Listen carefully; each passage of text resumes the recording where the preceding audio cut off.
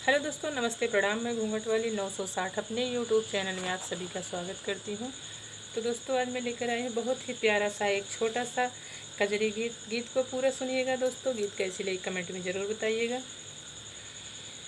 बोली राम से सुपनखा से फलाई के बनवा में जाई के ना।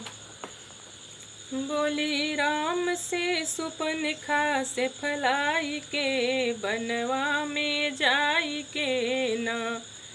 राम कर लो मुझसे शादी बन में होगी आजादी। राम कर लो मुझसे शादी बन में होगी आजादी। हमें रख लो दुल्हनवा बनाई के बनवा में जाई के ना।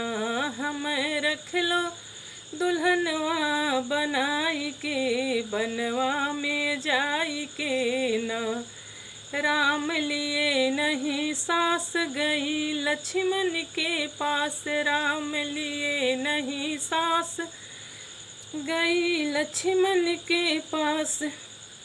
नाक काट लिए लक्ष्मण ऋषियाई के बनवा में जाई के ना। नाक काट लिए लक्ष्मण ऋषियाई के बनवा में जाई के ना।